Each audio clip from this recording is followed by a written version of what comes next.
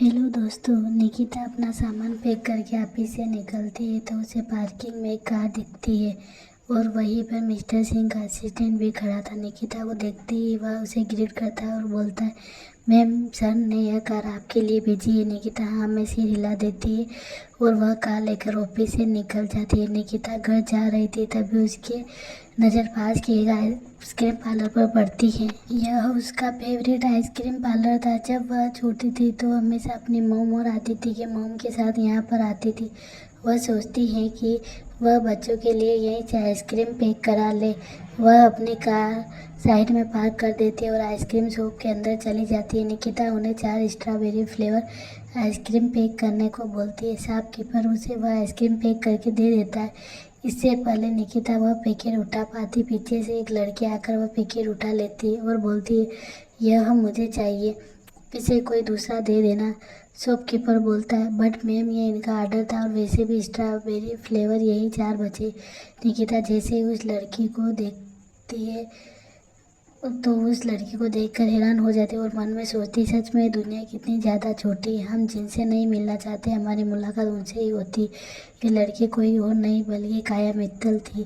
काया निकिता से कहती है, मुझे यह फ्लेवर बहुत ज़्यादा पसंद है इसलिए तुम दूसरा फ्लेवर ले लो।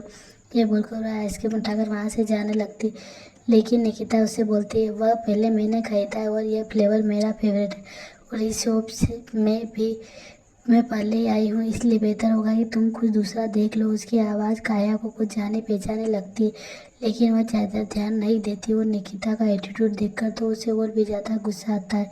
वो बोलती, तुम समझती क्या हो खुद को? मैं चाहूँ तो खड़े खड़े ये बेकरी खरीद सकती हूँ। मैं आदित्य मेहरा की गर्लफ्रेंड हूँ।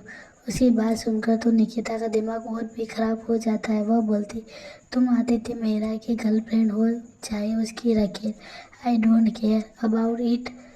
अब मुझे मेरी आइसक्रीम दो और यहाँ से निकलो। उसकी यह लैंग्वेज सुनकर तो काया का चेहरा गुस्से से लाल होने लगता है। इससे पहले वो कुछ बोलती तभी पीछे से आदित्य आते हुए बोलता है, क्या हो रहा है यहाँ? और काया तुम्हें इतनी देर कैसे हो गई? आदित्य की आवाज़ सुनकर निकिता कुछ देर के लिए अपने अतीत की यादों में खो जाती है, लेकिन फिर खुद को संभाल कर पलट कर आदित्य को देखती है। इन 6 सालों में आदित्य और भी ज़्यादा हैंडसम हो गया था। आदित्य को वहाँ देखकर काया के चेहरे के भाव बदल जाते हैं। वो उससे चिपकते हुए बोलती है, आदि देखो ना, ये बदतमीज लड़की मुझे परेशान कर रही है और वो भी सिर्फ एक आइसक्रीम के लिए। उसकी बात सुनकर आदित्य का ध्यान पास में खड़ी लड़की पर जाता है जिसने अपने चेहरे को मास्क से कवर कर रखा था, जिसमें सिर्फ उसकी खूबसूरत आंखें दिख रही थी। आदित्य उसे पहचान गया था। ये वही लड़की है जिसने 6 साल से उसे परेशान कर रखा था। निकिता उसे खुद को गोता पाकर थोड़ी अनकंफर्टेबल हो जाती है और उसे इग्नोर करके वहाँ से जाने लगती है, लेकिन आदित्य आगे बढ़कर उसका हाथ पकड़ लेता है। यह देखकर तो काया का चेहरा काला पड़ जाता है। वो मन ही मन उस लड़के को कोसने लगती है। आदित्य निकिता के चेहरे का मास्क हटा देता है। निकिता का खूबसूरत चेहरा देखकर उसकी सांसें थम जाती हैं।